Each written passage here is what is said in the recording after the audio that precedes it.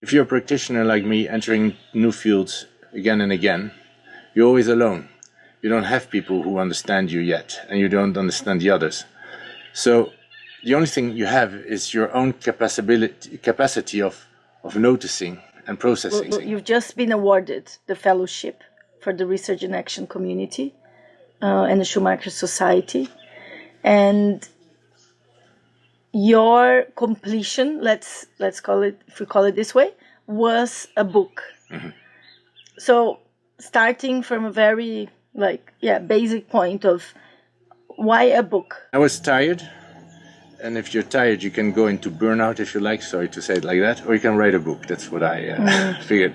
And met Patricia, and joined one of the RNA meetings, and thought, okay, this could be a good setting to look again at my work, and look at it in a truthful way of how I experienced doing that work, and in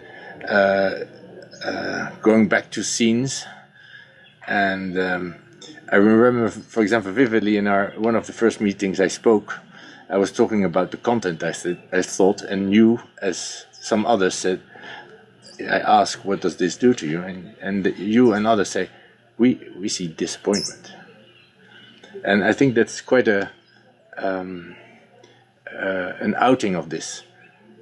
If you're not in the sensing, you overrule disappointment. So in the functional world of professionals, of policymakers, disappointment is not an option. So you just put it somewhere far away. But for attentive people, it shows. So that made me think, what is disappointing me so much? And that led into there is this clash between what we say we do cognitively, the frameworks, and the unruly reality of it. Mm. And sometimes it's neutral, but often it's disappointing. And so logically speaking, everything is fine, but if you feel it, you know it's not. So for example, in youth care, the situation I work with in the book, the youth care system was like a cruise ship coming near with all the facilities, but instead of anchoring, it stayed just in the water and 2 meters between the person I was buddying, and he just couldn't reach it. Very disappointing. The whole system is there, but it's not there for him somehow. Mm. He is entitled to it. So how do you how can you say to the people who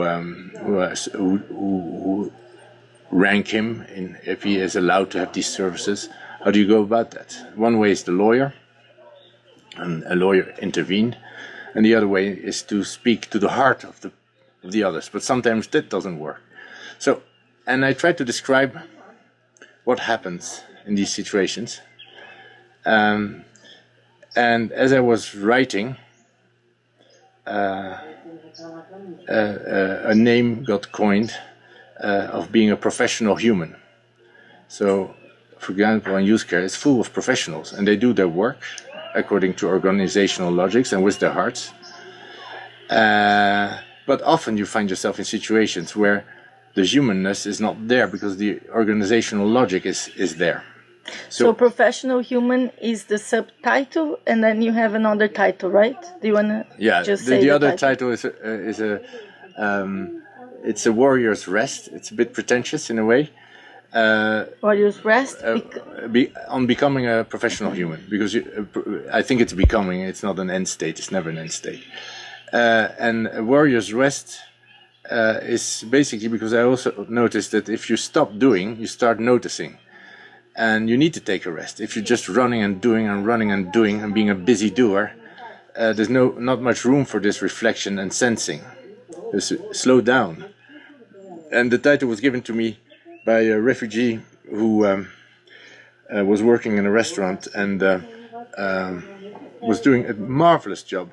And suddenly he didn't show up anymore.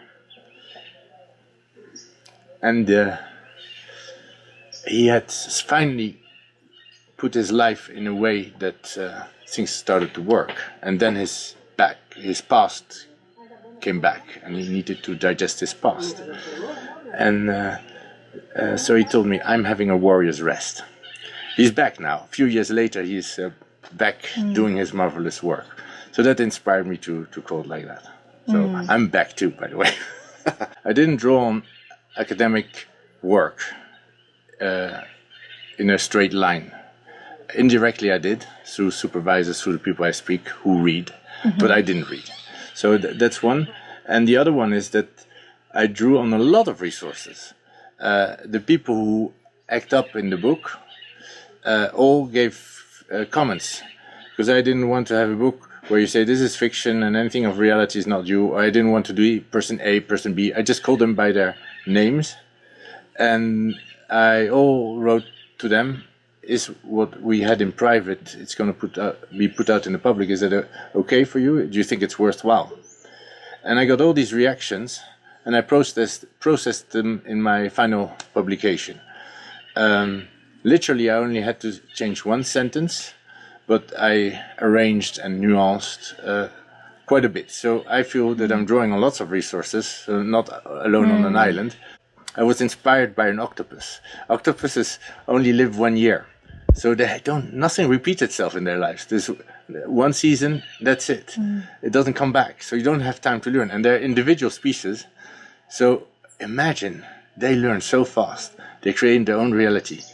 And growing older, I'm 53 now, I think I've let go of the idea that there's a reality that we all can share. As the years you grow, at least I'm starting to realize that everybody cultivates a particular reality, and that's a richness. I always felt they needed to be merged to some shared vision, shared purpose, or enlightenment even. And I think I took another exit now. No, I'm going to nurture my reality seriously, because it's worthwhile, and I would ask anybody else to do the same. Go for it, you know. I have 30 more years. Wow, I can develop, fine-tune, and sense, and not the social reality that everybody repeats, but just the refined own version of it. I'm looking forward to that.